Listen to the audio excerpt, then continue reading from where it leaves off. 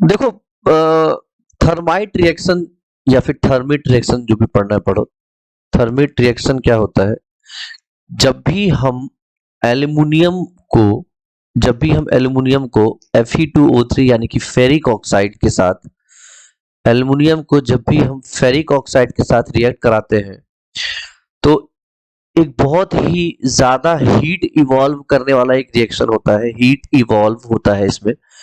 यानी कि एक एक्सोथर्मिक, हाईली एक्सोथर्मिक रिएक्शन एक होता है। मतलब इतना हीट निकलता है कि तुम सोचो कि आयरन जो है, आयरन इसमें मोल्टन स्टेट में चला जाता है, मोल्टन स्टेट में। और इसी मोल्टन स्टेट के आयरन को लेने के लिए हमें इस रिएक्शन को हम कराते हैं। और इसका यूज क्या है? और ये हीट जो है यहाँ पे देखो ये बहुत ज्यादा निकलता है। तो कैसे लिखेंगे? पहले तो लिखेंगे कि इसका डेफिनेशन क्या है, कि the process of igniting aluminium and ferric oxide is called thermite reaction. दूसरा लिखेंगे पॉइंट कि this is an exothermic reaction.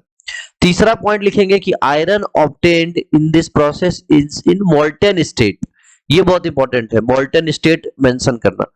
ठीक है। और चौथा उसके बाद फिर ये रिएक्शन डाल देंगे Fe2O3 सॉलिड में और एल्युमिनियम सॉलिड जब हमें मिलता है तो 2Fe, और ये यहाँ पे लिख देंगे मोल्टन स्टेट। मोल्टन स्टेट देखो यहाँ पे लिखा भी है लिक्विड। लिक्विड एक्चुअल में लिक्विड तो नहीं होता, लेकिन हाँ मोल्टन स्टेट को आप लिक्विड, सेमी लिक्विड तो बोल ही सकते हो, मोल्टन स्टेट। अच्छा, इसका यूज क्या होता है? जब पटरी वटरी अगर कहीं टूट जाती है, पटरियां टूट जाती हैं और इस लोहे को फिलअप करना होता है या इस लोहे को बनाना सही करना होता है, तो इसी मोल्टन स्टेट के आयरन का यूज होता है।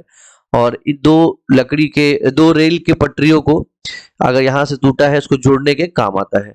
तो थर्माइट रिएक्शन का वेल्डिंग में बहुत ज्यादा यूज होता है, और खास करके किस चीज की वेल्डिंग? रेलवे ट्रैक्स की वेल्डिंग, रेलवे ट्रैक्स की वेल्डिंग। अब आपको जो भी पूछा जा रहा है क्वेश्चन, अगर 4 नंबर क्वेश्चन है तो पूरा लिखना पड़ेगा सब कुछ। अगर यूज पूछा जा रहा है तो ये यूज लिख दोगे आप, रिएक्शन पूछा जा रहा है तो ये रिएक्शन लिख दोगे, सिर्फ डेफिनेशन पूछा जा रहा है तो ये 3 पॉइंट लिख दोगे। ठीक है। गलती से ये पूछ ले कि एक्सोथर्मिक है कि एंडोथर्मिक, तो एक्सोथर्मिक लिख दोगे। बहुत इंपॉर्टेंट क्वेश्चन है ये, कई बार पेपर में सीबीएसई पूछ लेता है। ठीक है। आई होप कि क्लियर हो गया होगा और अब आप आराम से कर पाएंगे। कर लोगे ना?